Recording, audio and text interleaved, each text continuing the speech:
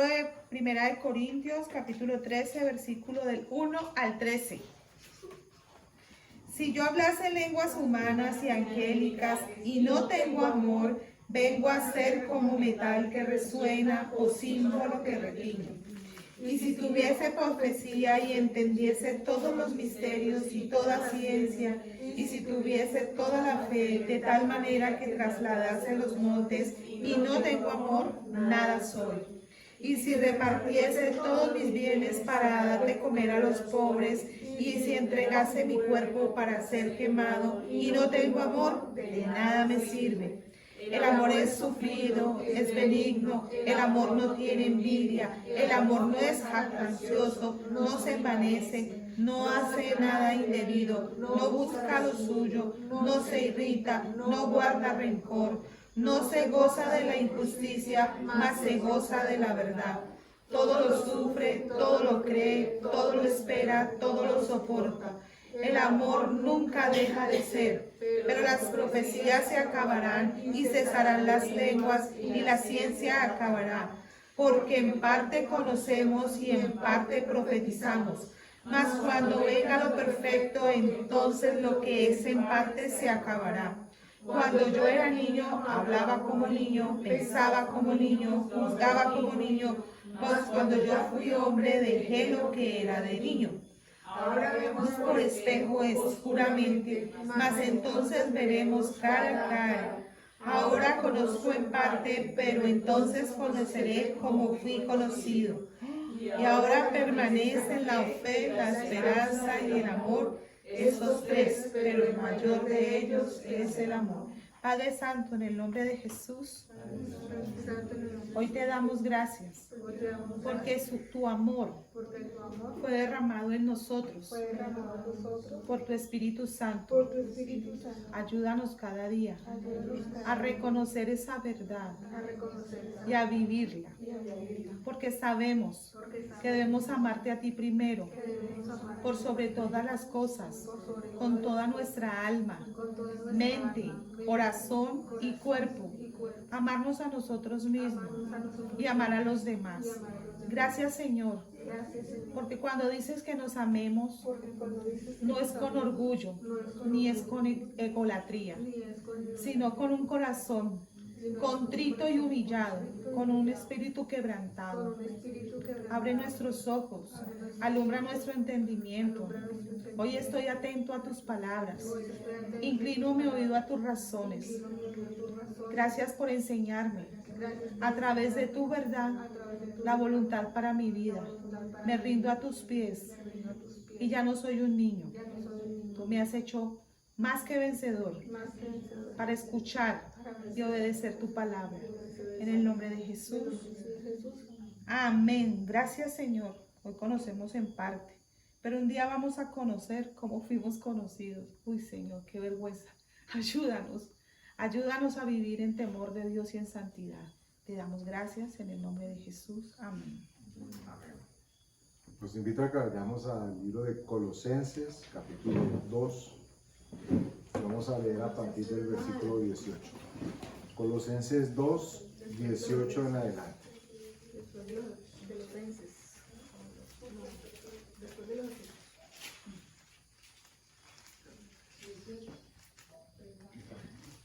Colosenses capítulo 2 y vamos a leer a partir del versículo 18.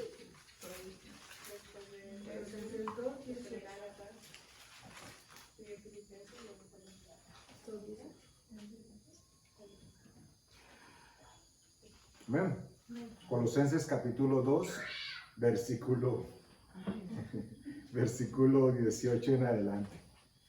Dice así: nadie os prive de vuestro premio, afectando humildad y culto a los ángeles, entremetiéndose en lo que no ha visto, vanamente hinchado por su propia mente carnal, y no haciéndose de la cabeza, en virtud de quien todo el cuerpo, nutriéndose y uniéndose por las coyunturas y ligamentos, crece con el crecimiento que da Dios.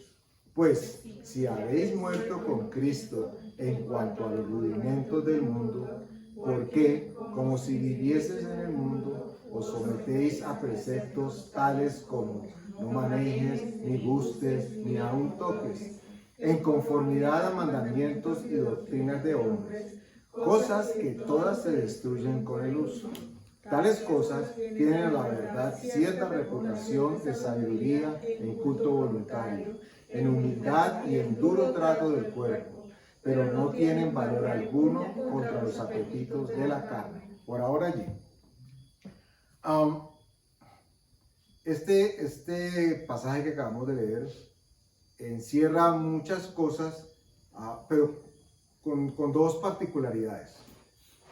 Hace una reflexión profunda acerca de cuál es la convicción que tiene o debe tener cada creyente para estar firme y poder continuar avanzando en Cristo Jesús.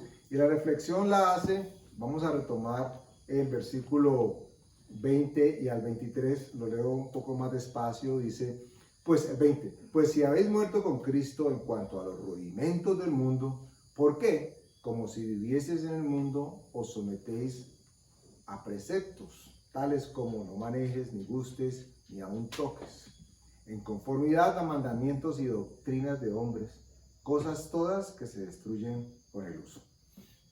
Si hiciéramos una pregunta en Génesis, en el primer capítulo, en el Génesis, cuando el hombre es creado, ¿cuál sería un mandamiento que podríamos decir, y tal vez el único mandamiento que Dios le da al hombre? Bueno, y el hombre cumple con eso. Luego le dice al hombre otra vez qué es lo que tiene que hacer para poder agradarlo y estar bien con Dios, ¿de acuerdo? No comer del fruto. No comer del fruto prohibido. Bueno, no comer el fruto podría ser también una advertencia, consejo o mandamiento. Pero si hablamos de un mandamiento que encierra todo lo que Dios dijo que el hombre encierra, se enseñoreara de todo. Se enseñoreara de todo. Y también podríamos, ¿por qué no? Así lo dice la Escritura. ¿Recuerdan cuando se entrevistó con Moisés? ¿Qué fue lo primero que le dijo cuando Moisés escribió ese consejo que le iba a dar a todo el pueblo? Amarás al Señor tu Dios por sobre todas las cosas. Entonces miren cómo el mandamiento de Dios está acerca de la adoración a Dios y de entregarle el amor a Dios. Luego Moisés sube, el Señor le entrega le escribe con dedo propio la ley, la tabla de la ley, y después Moisés escribe y encuentra otras recomendaciones, digámoslo así, con curiosidad para el pueblo. ¿Por qué lo menciono? Para que lo tengamos en cuenta. Dios inicia con una recomendación, ¿cierto? Luego establece un mandamiento, pero si ustedes se dan cuenta son pocos en cantidad. Sin embargo, conforme el hombre establece su estructura de sociedad y cultura, empiezan a aparecer una serie de conceptos, de instrucciones, de mandamientos, de cosas que se destruyen por el uso, como dice la Escritura. Cosas que se van acabando, que se van destruyendo, que se van desapareciendo. Y cuentan los estudiosos que el Talmud, que es el libro asociado a la escritura que tienen los judíos para, abro comillas, glorificar a Dios, ¿están enterados más o menos todos qué es lo que es el Talmud? ¿No? Alguien así, alguien que diga que es un Talmud, como un tamal al revés, o que no. ¿Qué es un Talmud? Matica, porque no diga nada Matica tiene idea. ¿Alguien más? ¿A qué suena Talmud? Como a tarot. ¿A tarot? Sí. Ok. Es como algo, una guía religiosa de ellos. Una guía religiosa. Ahora sí, Martica, ayúdanos. Era una interpretación que ellos habían hecho y habían añadido más mandamientos de los que habían establecido y ellos seguían por eso y eso lo hicieron a lo largo de la historia, los escribas y los fariseos. Ustedes han escuchado hablar de los testigos de Jehová. ¿cierto? Y han escuchado hablar de un libro que ellos deben acompañar para poder interpretar la escritura. ¿Sí están familiarizados con eso también o más o menos? ¿No? Sí. Bueno, hay un libro y de hecho cuando nace el grupo de testigos de Jehová, que por allá tiene algo que ver con los adventistas del séptimo día, y no nos vamos a meter en ese cuento ahora, pero ellos se sirven de un libro que fue lo que sirvió para interpretar la escritura de sus fundadores. ¿Ok? En ese libro hay las pautas para cuando lean los textos bíblicos digan, aquí quiere decir esto, aquí quiere decir esto, aquí quiere decir esto. Para ellos, este libro paralelo se convierte en indispensable para poder interpretar la escritura correctamente. Abro comillas. Gravísimo. Pero los judíos hicieron exactamente lo mismo. Es más, yo diría que los demás copiaron fue del concepto judío. Porque Claro. los judíos, Yo lo inventaron. conforme se fueron haciendo más y más religiosos, y ahora hablaremos un poco del tema de lo que es religión, fueron añadiendo sus propias interpretaciones. Y dicen los estudiosos que por lo menos 613 leyes o mandamientos fueron acomodados en el Talmud, es decir, el libro o la serie de libros en la que se apoyan los judíos para interpretar la Torá, que es el libro de la ley para ellos. ¿Qué significa La eso? Torá es el Pentateuco, ¿sí? El Pentateuco, correcto. Porque en estos días pues, con un amigo que no, porque le dije, mira, Isaías habla de Jesús, pero acá igual, entonces me decía que no, que yo solamente, al principio me quedó sorprendido, hace como unos meses que le dije, mira lo que dice Isaías 53, y ya después me dice, no, solamente nos basamos en la Torá.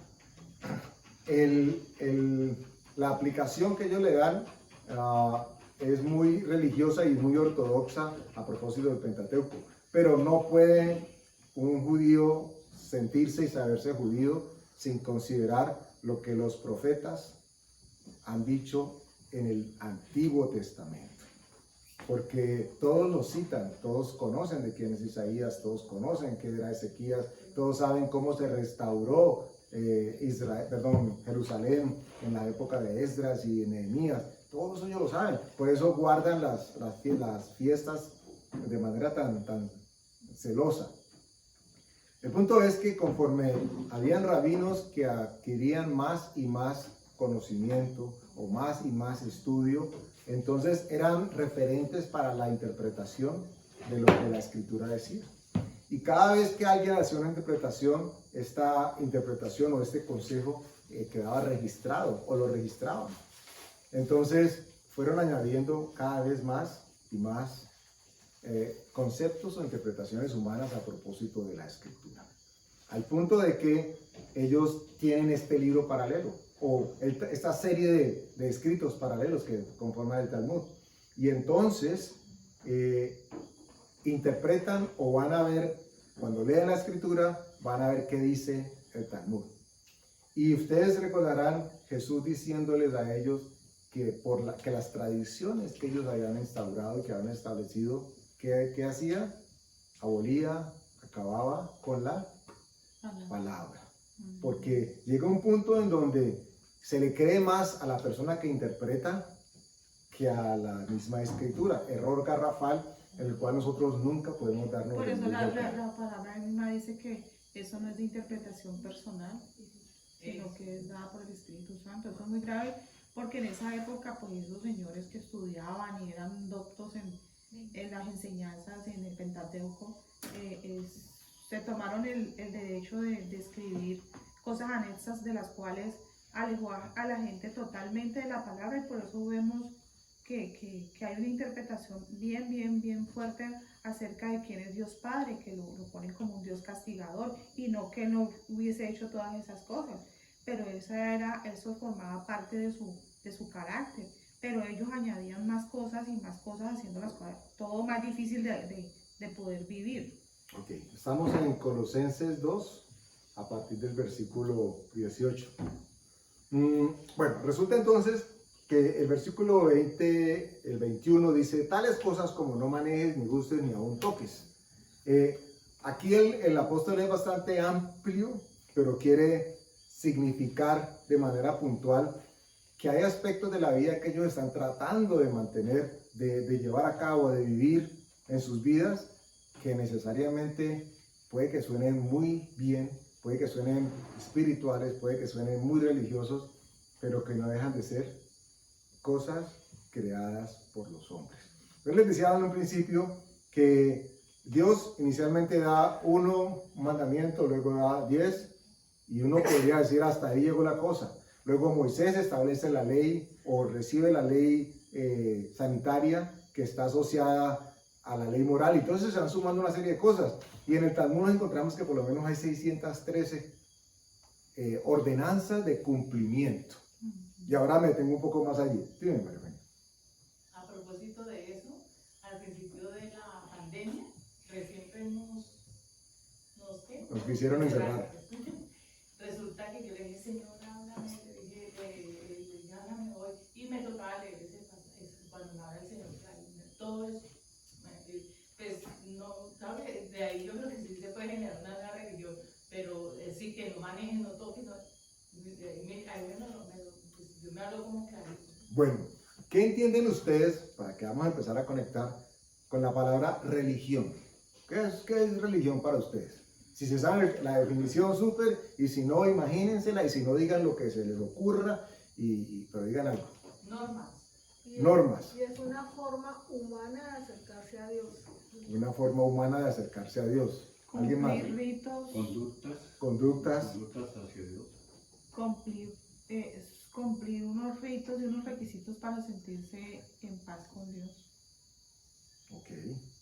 Se busca una paz interior, ¿cierto? Podríamos decir de otra manera que es una especie de sofisma, de distracción para no sentirse bien consigo mismo, ¿ok? A propósito de esa búsqueda con un ser superior, ¿cierto? Porque eso hacíamos, uno hacía muchas cosas malas y iba a la iglesia el domingo y cogí y prendía una velita. entonces la religión siempre va a procurar y busca que la paz, la alegría, el gobierno, la tranquilidad, el amor, todo lo que provenga de ese Dios al que buscamos, venga y llegue desde afuera. Es decir, que pone al ser humano en la perspectiva de que lo que pueda encontrar por fuera le puede dar la paz y la tranquilidad que anda buscando para con Dios dentro de sí. Pero es más para callar la conciencia. Por eso el concepto de religión está dirigido a autoconvencernos. Cuando usted le pregunten, si alguien le llegara a preguntar a usted qué religión es, pues la gente es ignorante y la gente asume que todo lo que está relacionado con Dios pues es religión. Entonces usted tenga misericordia y no va a decir, no sea bruto o bruta, yo no soy religioso, no va a hacer eso. Simplemente establezca claridad para usted mismo por qué usted no se debe considerar o religioso o religiosa. ¿De qué religión es? De ninguna. ¿Cómo así? Pero es que vos vas a la iglesia. Eso es otra cosa. Porque yo ando en búsqueda de una relación con Dios. Y la relación con Dios es totalmente distinta a tener una religión. La religión la puede tener cualquiera con cualquier pseudo Dios. Con cualquier cosa que se compare, se establezca o se crea Dios. Cualquiera puede ser religioso. Hoy inclusive hay un nuevo término, hablan de covidianos. No, en serio, hoy hablan de covidianos. ¿Y qué son los covidianos? Pues quienes se montaron en la religión, pues básicamente en eso se ha convertido el tema COVID en una religión. Lo que se diga, lo que se ordene, como se ordene, tiene que cumplirse a cabalidad, porque ni siquiera hay un Dios visible, pero hay un poco de pseudodioses que dicen qué es lo que hay que hacer. Entonces algunos los definen como... Encierra un poco de comportamientos de grupos, ¿no? Y miren ustedes que procura sí o sí establecer una norma de conducta para todos los demás. En la medida en que todos los demás hagan lo que se ha establecido como conducta, entonces todos están bien. Y por eso hay un conflicto gigantesco ahora entre muchas personas, covidianos y no covidianos. ¿Okay? el término puede que sea un tanto jocoso o raro, pero es así como termina siendo una religión básicamente. Yo recuerdo años atrás, nosotros en medio de esa búsqueda de estabilidad y cosa económica, estuvimos explorando con una de estas compañías de multinivel. Y no voy a dar el nombre, porque no vamos a hacer propaganda aquí ahora, pero si lo diéramos, pues tampoco pasa nada. Pero recuerdo que en estas empresas de multinivel siempre te prometen y siempre te dan la idea de que tú puedes ir escalando y escalando y escalando y vas a llegar a ser todo lo que tú puedes ser, ¿cierto? Y en efecto mucha gente económicamente adquiere cosas. Y no es que sea malo, en el sentido de que pues eso es trabajo, el que se gana su dinero así, gloria a Dios porque Dios lo bendice así. Pero donde quiero llegar con esto es que el sistema está basado en un compacto de un tejido de personas simpatizantes y participantes en la estructura de negocio. Para poder mantener este tejido compacto se requiere de reunirse y se requiere de congregarse. Y estas reuniones son sagradas. Mensualmente no, semanalmente 2 y 3 veces.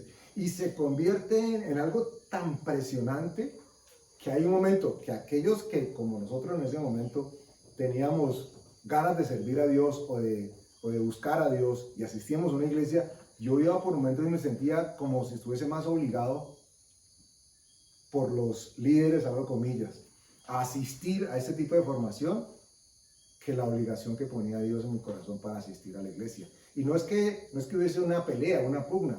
A lo que me refiero es cómo se brinda y cómo se lleva y transmite el mensaje, ¿cierto? Es que si no vienes, no subes. Es que si no acomodas, entonces no vas a prosperar. Y resulta que Dios no le promete a nadie prosperidad porque venga a la iglesia. Dios promete fidelidad a aquel que tiene un corazón dispuesto para Él. Lo que va a hacer es que... En el mundo hay consecuencias, mientras que con Dios no. Con Dios también hay consecuencias, algunas más notorias que otras, dependiendo de cómo sea el carácter de la persona. Pero Dios no promete que todo va a estar bien. Él lo que nos promete es que Él siempre va a estar con nosotros. Él no promete que se acabaron las dificultades. Él dice, te voy a enseñar cómo soportarlas, pero también cómo vencerlas. Porque en todo esto se va formando carácter. Pero Dios no dice, si dejas de hacer esto, entonces vas a hacer o voy a hacer esto contigo. Sería, de hecho, esa interpretación es lo que hace que las religiones sean tan poderosas.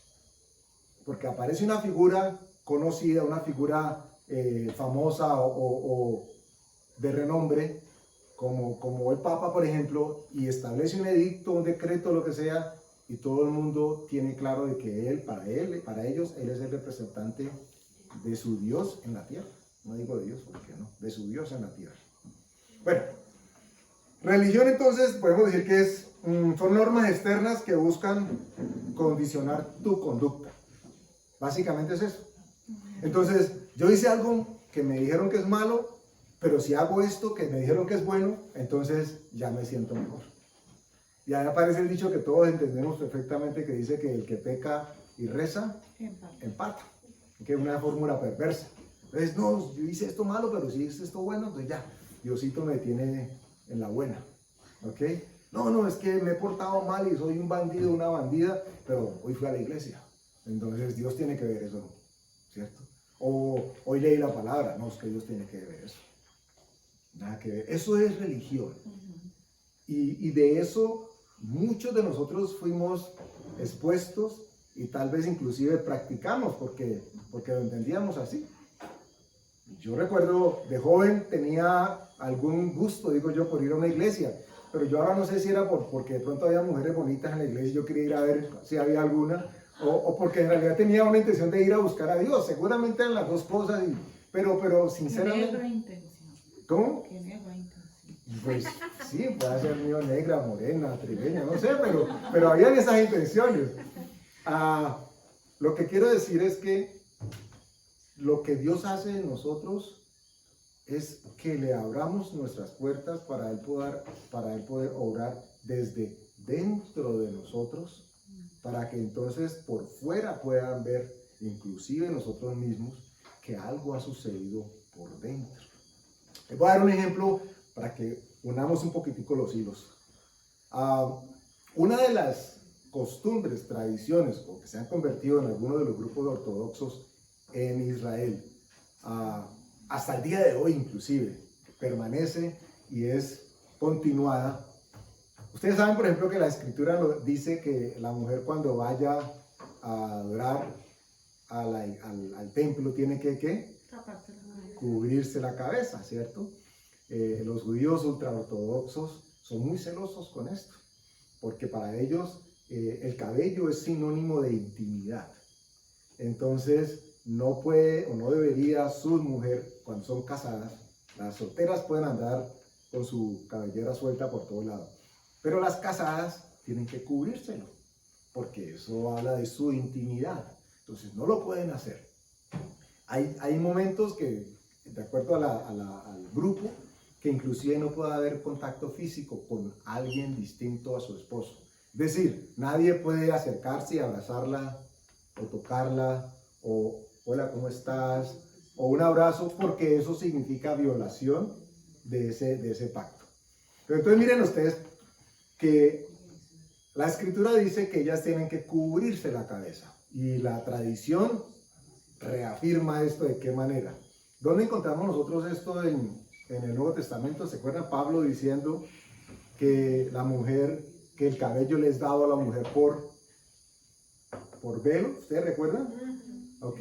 Y dice que si la mujer no le gusta llevar su cabello, entonces que se lo rape y que entonces ande así sin ningún problema. Hay costumbres que dicen que, y hay inclusive mujeres todavía en la ortodoxia judía, que se rapan la cabeza.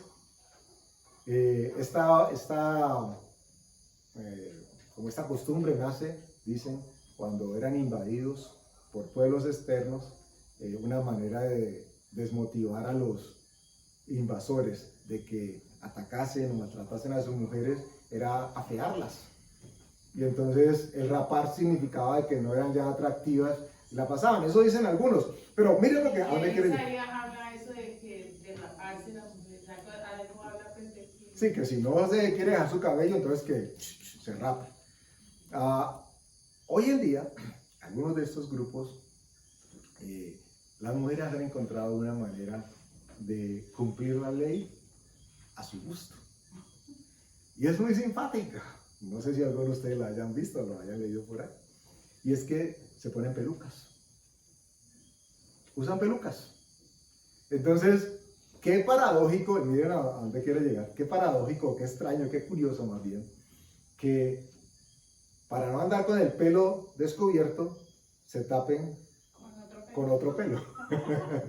Entonces, interiormente y al interior de su grupo no están pecando contra Dios porque no están descubriendo su cabeza, porque la peluca les cubre su pelo. En algunos casos cuando el pelo está, en otros casos el pelo simplemente se lo han rapado y se ponen peluca. Pero para ellos están bien porque tienen algo que cubre su pelo. Pueden ponerse gorros, ellos tienen unas mantos o unas turbantes que se ponen, pero si se ponen una peluca ya quedaron con algo puesto. Entonces uno diría, pues ponen las pelucas bonitas y en realidad peinadas. Es más, tienen que ser pelucas kosher. Tienen que ser certificadas, sí, no es cualquier cosa, tienen que ser certificadas. Entonces uno diría, ¿cómo se sienten estas personas cuando están queriendo agradar a Dios? Pues se sienten que están cumpliendo la ley. Encontraron una manera de sentirse bien con Dios. Pero pensaría yo por las descripciones que he tratado de dar hasta el momento, de que todo eso sucede de afuera y se queda exclusivamente en la superficie. Y si mucho, llega hasta la mente de la persona, donde por conclusión llega y dice, yo estoy haciendo algo bien, y como estoy haciendo algo bien, entonces Dios está bien conmigo. El el pasaje que estábamos leyendo ahora, retornamos a Colosenses 2, dice que el grupo que estaba recibiendo la escritura, que se han convertido al Señor, que conocían del Evangelio, estaban siendo martillados por gente a su alrededor que decía: ¿Usted toma Coca-Cola? Ay, mijo, está pecando contra Dios. Ay, usted, imagínense lo que ustedes puedan imaginarse. Y entonces el apóstol llega y dice: ¿cómo así que a ustedes les dicen que no comas, no manejes, no gustes ni toques? Entonces uno podría decir: uy, este es el evangelio que yo quiero oír. Donde me digan que yo puedo hacer todo lo opuesto a lo que me dicen aquí que no debo hacer. Es decir: ay, entonces, pastor Andrés, yo hoy puedo manejar, y yo hoy puedo tomar, y yo hoy puedo tocar todo lo que vaya. Aquí es claro que el apóstol está hablando de inclusive rudimentos, que las personas se someten, porque había quienes decían: Jesús lo evidenció, ¿cierto? ¿Cómo así? ¿Tus discípulos no se lavan las manos para comer? Y decían: no, y tienen las uñas negras, porque andan conmigo para arriba y para abajo. No había manicurista en ese entonces. Si ustedes son de las que son detallistas de cómo los hombres andan con las uñas, imagínense cómo serían los discípulos. Andaban en el campo con Jesús, y estoy casi completamente seguro, como hombre que soy, que no les interesaba mucho cómo estaban sus uñas. Pero sí había un grupo de gente religiosa que decía: no se lavan las manos. ¿Cómo se les ocurre ir a comer? Tus discípulos no lavan las manos y quebrantan el día de reposo. Y Jesús seguramente los miraba: sí, ¿cómo? Sí, se van a coger espigas. Y no ayunan tus discípulos. ¡Ay! Jesús tuvo que haber sido jocoso y tuvo que haber sido chistoso. Yo me imagino en algún momento haciendo mofa en medio de las circunstancias. ¡Ay, oigas! Porque para ellos, para los judíos, lo que les preocupaba era que la tradición se mantuviese, no Más solamente a un rabino o un maestro con alguna interpretación sólida y manifiesta. Eso era para ellos palabra de Dios, y eso les daba tranquilidad. Lo vemos cuando el joven rico llega delante de Jesús y le dice: maestro, ¿qué me falta para ser bueno? Ustedes saben por contexto que la escritura da a entender, por las palabras de él y lo que pasa y cómo lo describen, de que él creía que completamente todo lo estaba cumpliendo. ¿Por qué? Porque eran mandamientos. Pero la escritura que acabamos de leer decía que estos mandamientos se destruyen con el uso. ¿Y qué quiere decir con esto? Lo hemos visto a través de la historia. Seguramente pues se pone un mandamiento hoy, y dentro de 20 años llega alguien y dice: no, eso no era así. La peluca tiene que ser roja. No puede ser de cualquier color, pero es peluca. Entonces vale, porque es peluca. Y pasarán otros 20 años y dicen: no, ya no es peluca, tiene que ser canas. Y entonces lo aceptarán como canas. Y ustedes van a notar que conforme el tiempo ha ido pasando en la historia de la humanidad, las costumbres han ido cambiando y se han ido modificando. Pero todas ellas persiguen lo mismo, a propósito de religión: tratar de que el hombre se sienta bien con lo que hace y que eso lo haga sentir bien con Dios. Aquí entonces el apóstol dice: no manejes, no toques ni gustes. 22. En conformidad a mandamientos y doctrinas de hombres. Aquí aclara la escritura. Eso parece impuesto por la OMS. ¿Verdad? Hablamos de covidianos ahora. Dice: esto me lo mostró Dios recién iniciando pandemia, y yo le pregunté: Dios, Señor, háblame, ¿qué es lo que está pasando? Háblame. Y ese fue el... en conformidad a mandamientos y doctrinas de hombres, cosas que todas se destruyen con el uso. Tales cosas, 23, tienen a la verdad cierta reputación de sabiduría en culto voluntario, en humildad y en duro trato del cuerpo, pero no tienen valor alguno contra los apetitos de la carne. Miren ustedes qué curioso. Todo lo que se puede hacer por fuera, todo sin excepción, que se puede hacer por fuera, no tiene ningún tipo de impacto verdadero sobre lo que tiene que suceder al interior de nosotros. Porque esa obra sola y exclusivamente la puede hacer el Espíritu Santo de Dios. Y esto solamente toma lugar en nosotros y se manifiesta por fuera, opuesto a como el hombre vende la religión. La religión nos dice, si haces esto, obtienes aquello. Y eso te va a dar paz y tranquilidad. Nada que ver con lo que el Evangelio hace. Diferencia entre religión... Por ejemplo, es lo que hace el yoga, ¿no? Y toda esa... Ese es más perverso todavía, porque lo otro siquiera se queda por fuera, obras. Pero este dice, no, estamos haciendo desde adentro.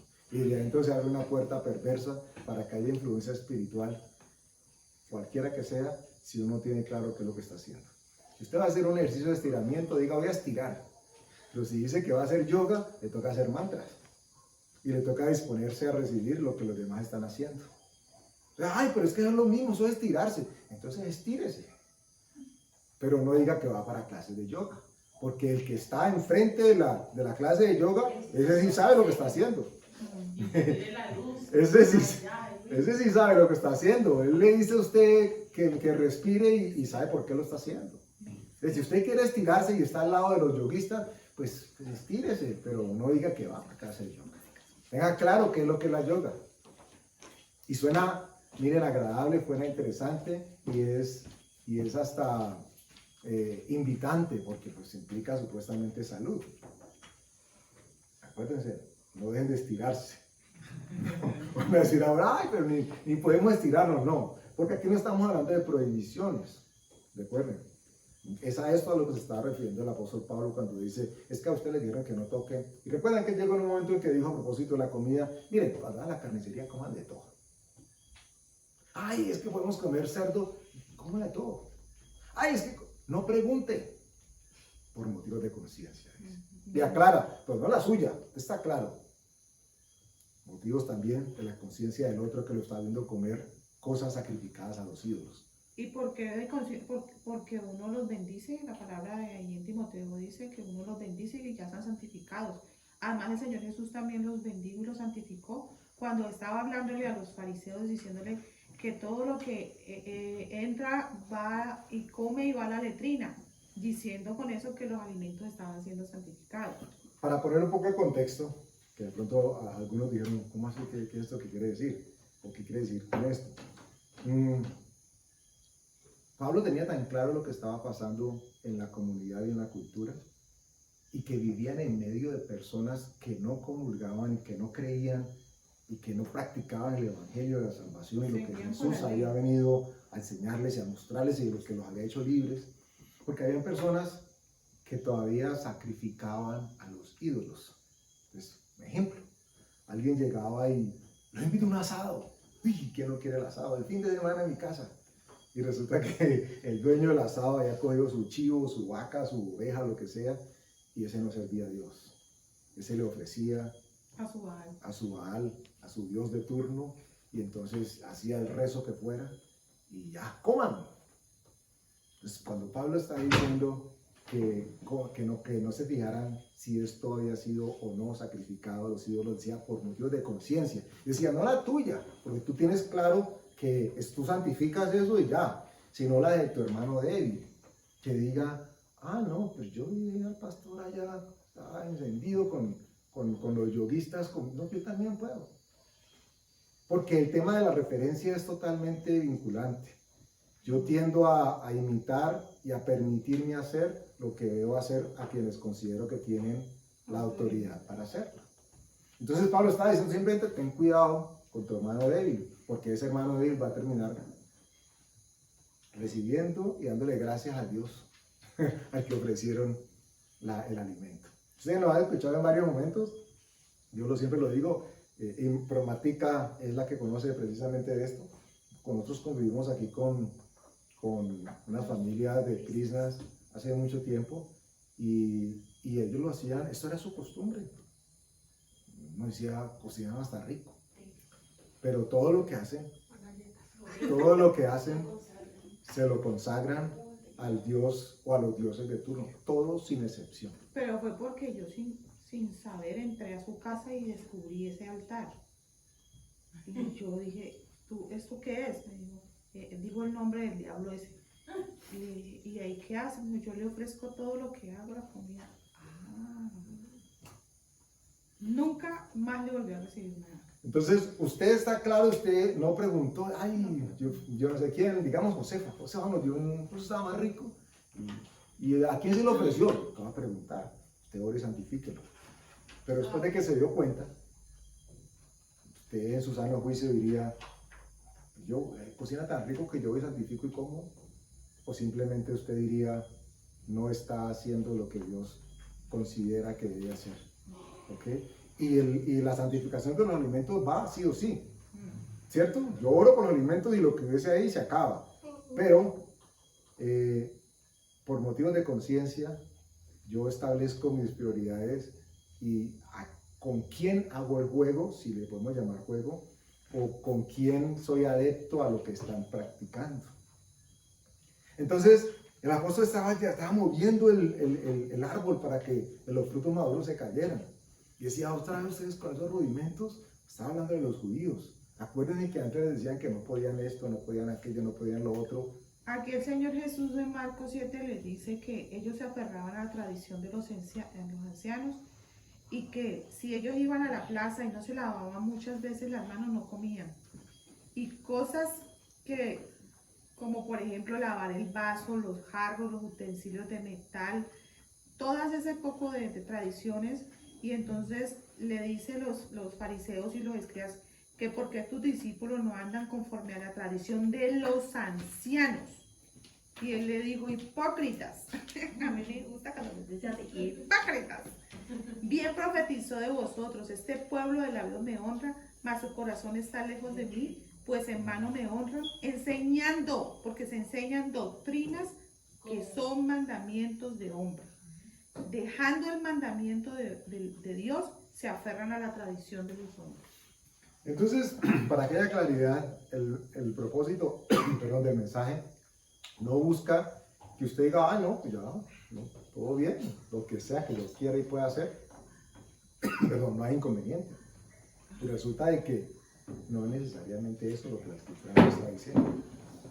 Al contrario, nos está diciendo que tenemos que afirmarnos en la obra que Dios ha hecho dentro de nosotros por medio del Evangelio. Y que es eso lo que nos da firmeza, seguridad y fundamento en lo que Dios va a hacer en nuestras vidas. Hay un dicho muy común, sobre todo para nosotros los de ciertas generaciones hacia arriba, que dice, cuando vayas a Roma, donde fueres haz lo que vieres.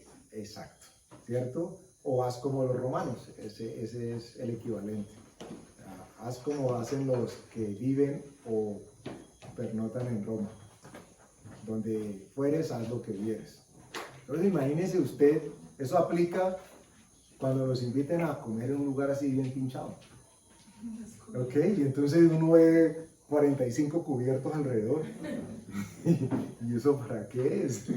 Entonces uno, pues sabiamente, ¿cierto? Observa quién está alrededor, qué hace, cómo lo hace. Este cogió el culo. Sí, no lo sabía, ¿no? Pero una vez me dijeron a mí, uno empieza por todos los de afuera, los más lejanos, y los va acercando.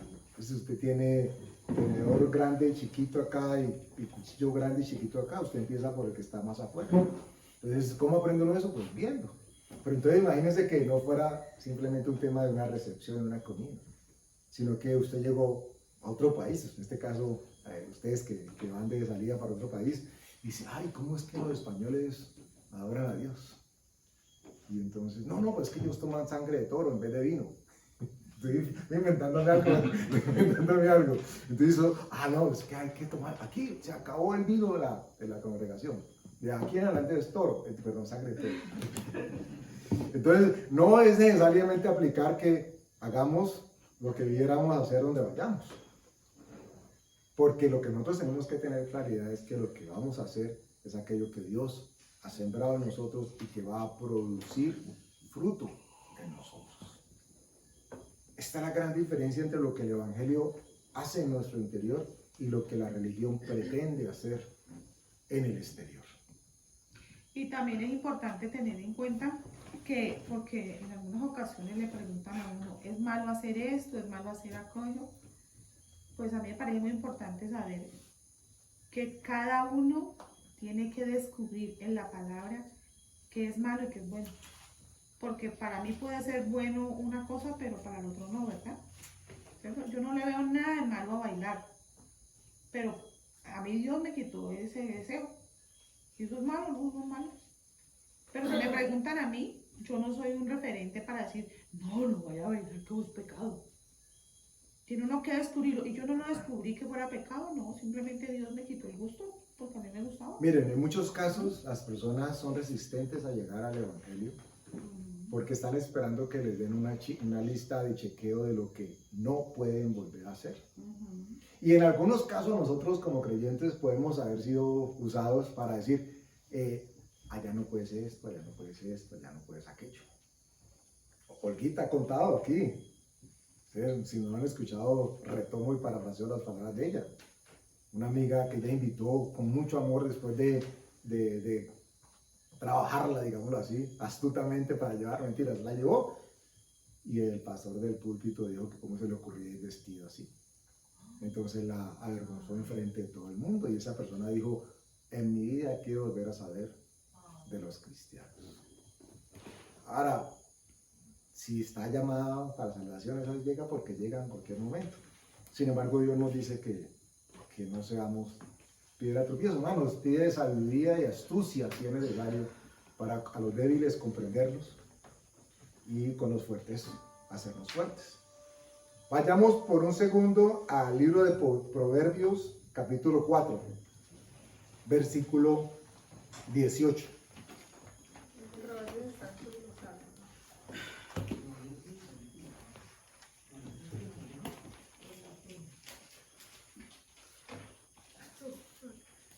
Este versículo, y con eso cerramos por hoy, casi que enmarca, si ustedes me permiten decirlo así, el proceso de conversión de una persona. Proverbios 4, versículo 18.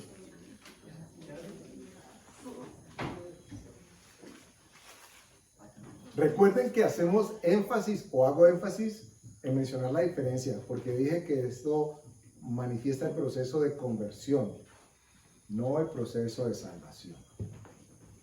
Son dos cosas, lo hemos dicho en varios momentos, totalmente distintas. La salvación toma lugar, ¿durante cuánto tiempo? Así. La conversión, no para todos, y definitivamente no hay un registro bíblico, porque ni siquiera Pablo fue así. Aunque todos dijeran, yo quiero ser como Pablo, 3 días ciego, cualquiera no quisiera vivir lo que él vivió. Y durante esos 3 días estuvo en el tercer cielo. ¿Quién sabe cuánto tiempo, en el tiempo que es atemporio de Dios, significaron los 3 días? Y regresó otra vez. No, y el aguijón que le dieron. Imagínense, quedó ponchado, lo picó una abejorro de esos bien grandotes. Versículo 18 dice, mas la senda de los justos es como luz de la aurora, que va en aumento hasta que el día es perfecto. Imagínese usted que de pronto se encontró en la oscuridad más oscura y más densa, se encontró con que abrió los ojos y estaba el sol justo enfrente de su cara. ¿Cuál es la reacción inmediata? Que cerramos los ojos, nos ocultamos y nos protegemos. Miren la misericordia de Dios, y así toma lugar la conversión y la obra del Espíritu Santo en nuestras vidas. Llega un momento en que nosotros estamos en la oscuridad y Dios empieza a permitir que el sol salga, y como la aurora va saliendo poco a poco, al punto que aún desde la mirada humana nos parece hermoso y fantástico o un amanecer o un atardecer. Es alucinante, es que todo el mundo, ay, tan lindo, y todos lo asociamos con, ay, la noche romántica, ay, el amor, ay, sí, porque eso es apenas un piquito de lo que Dios ha querido dar a entender. Sin embargo, toma lugar de una manera paulatina, progresiva. Puede que en un corto o en un largo lapso de tiempo, pero nunca así, siempre con toda la delicadeza y con toda la caballerosidad que tiene el Espíritu Santo, nunca importunando, nunca obligando, nunca coaccionando, nunca tosiendo en los brazos para que él o la hermana haga esto o aquello. Siempre disuadiendo, siempre aconsejando, Convencido. siempre convenciendo. Solamente hasta que estamos convencidos de hacer algo, como Martica lo explicaba ahora, entonces tomamos la determinación de hacerlo, pero no porque esto sea malo o sea bueno, es porque el gusto por aquello sinceramente desapareció y ya. Ay, pero es que yo no hago eso porque eso es malo, es pecado delante de Dios. Pero hace otras cosas tal vez mucho más significativas. Entonces, lo que Dios busca de nosotros es nuestro corazón. Lo que tiene que tomar lugar en nuestra vida es la semilla del cambio interior, para que sea el Espíritu Santo el que se enseñoree de nosotros y produzca en nosotros el querer como el hacer. Y también que lo que hagamos, hablemos, sentimos, pensamos, da gloria a Dios. Sí, Nosotros hemos nacido para darle la gloria a Dios. Entonces, más que pecado, esto va a dar gloria a Dios y esto va a dar gloria a Dios delante de mi familia, delante de mis amigos. Siempre debemos pensar en eso, más preguntarnos si es pecado o no. Asumamos de que no conocemos perfectamente la Biblia porque habrá algún momento en que uno todavía no le falta mucho. Pero lo poco que sé, ¿qué dice Dios de esto? Esto da gloria a su nombre, exalta el nombre de Dios. Siempre es la pregunta que debemos hacer. si nosotros estamos queriendo agradar al hombre con lo que hacemos, casi que seguro, estamos desagradando a Dios. Cuando yo quiero hacer o hago las cosas con la intención consciente o inconsciente de agradar a las personas, seguro yo ya sé que estoy desagradando a Dios. Porque lo que quiero es consagrarme con ellos. Y la Escritura nos dice que busquemos ante todo hacer las cosas como si fueran ¿para quién? Para el Señor. Todo lo que hagamos de hecho, de palabra, que lo hagamos como para el Señor. Eso está en el capítulo 2 de Colosenses que estábamos leyendo ahora, en el 2 o en el 3. Entonces, Dios está esperando que nosotros, el Espíritu Santo, que nosotros le permitamos que Él obre en nosotros para que se produzca querer y hacer. Y ese querer y ese hacer interno va a manifestar por fuera. Y la gente de afuera se va a dar cuenta de que ya no hablamos de una religión. La gente de afuera va a entender cuando usted le diga, no, es que yo no soy religioso, yo tengo una relación. ¿Cómo hace una relación con Dios? Entonces van a ver que en realidad hay una búsqueda de intimidad. Eso nos va a dar a nosotros seguridad de permanencia en Dios. Recuerden, y con esto vamos acabando ahora sí. No es el que empieza la carrera, es el que la termina, el que logra pasar la meta. Algunos puede que lleguen primero, pero en el caso de Dios no es importante quién llegue primero, lo importante es que todos lleguemos. Entonces, un paso a la vez, pero asegurémonos de que dimos el paso a la vez que correspondía. Que voy de pico y pala, como cuando los estudiantes piden permiso para ir al baño, y entonces uno lo ve que vienen pico, pala, y meditan, y pico y pala. Y profe, no es que venía rapidísimo. Pero así sea, que nuestro cambio se dé a pico y pala, asegurémonos de que siempre haya un paso que se haya dado. Que hayamos permitido que el Espíritu Santo trabaje en nuestras vidas, para que no creamos que lo que hacemos por fuera es lo que nos define quiénes somos por dentro. Es todo lo contrario, porque Jesús lo dijo, de la abundancia del corazón es lo que habla y lo que sale por nuestra boca. Las acciones nos pueden dar una falsa sensación de tranquilidad, ¿cierto? Si usted alguna vez militó en la religión católica, ¿alguno de ustedes lo hizo? Bueno, yo sí, no tienen que levantar la mano, yo sí. ¿Alguna vez entrando a la iglesia con ánimo de prender la velita que estaba a la entrada, la sensación de cumplimiento era interesante. La sensación de pagar la ofrenda era como que hoy estoy haciendo algo para Dios. Estoy cumpliendo. Y en muchos casos interiormente no pasaba nada. seguíamos siendo los mismos. Hipócrita. Seguíamos siendo los mismos. Pero yo creo que eso también ha pasado en la iglesia cristiana. Nos ha pasado. Estoy hablando de las palabras del Señor Jesús. Le dije hipócrita. Porque tú lo decías ahora, Paula, claro que sucede al interior de las congregaciones, porque nos han vendido en muchos casos un evangelio religioso, en el que si se hace, se está bien con Dios, y si no se hace, no está bien con Dios. Y por supuesto aquí no estamos hablando de que no tenemos ni estamos llamados a ser santos, ni a caminar en santidad, ni a querer hacer lo que es correcto. Eso tiene que estar por descontado. Pero nada de lo que hagamos por fuera nos va a dar a nosotros o más o menos salvación. Lo que va a afectar, lo que puede beneficiar más bien, es nuestra conversión. Pero una persona que deje de hacer algo porque le toca hacerlo, esa persona lo sigue haciendo en su corazón siempre que pueda hacerlo.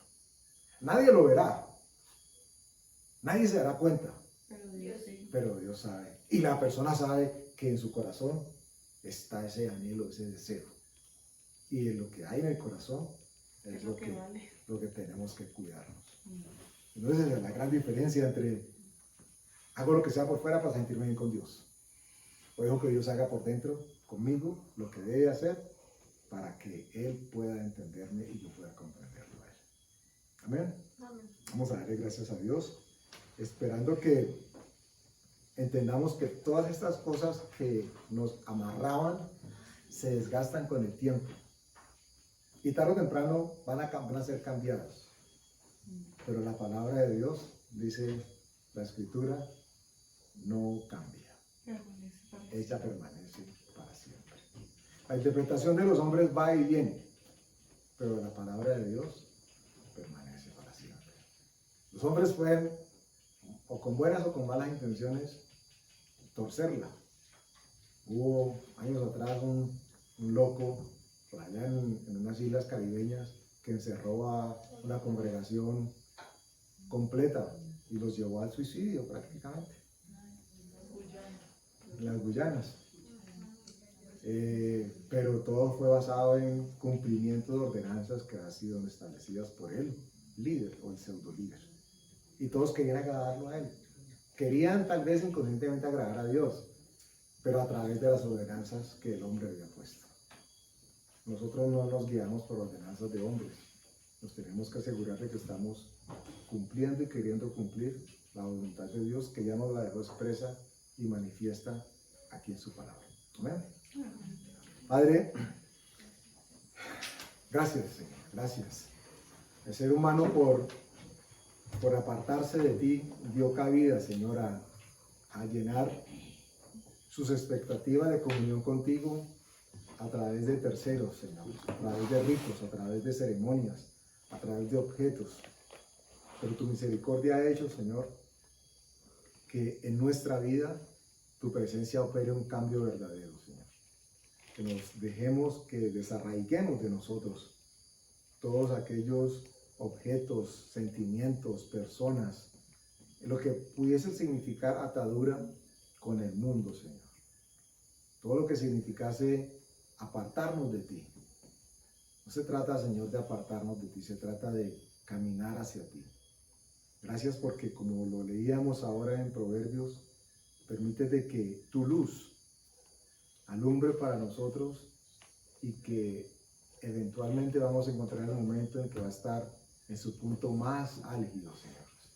Y cuando eso suceda, a diferencia de lo que pasa con el sol cuando lo miramos, vamos a poder mirarte, Señor, y conocerte como eres, Padre. Te damos gracias en el nombre de Jesús. Amén.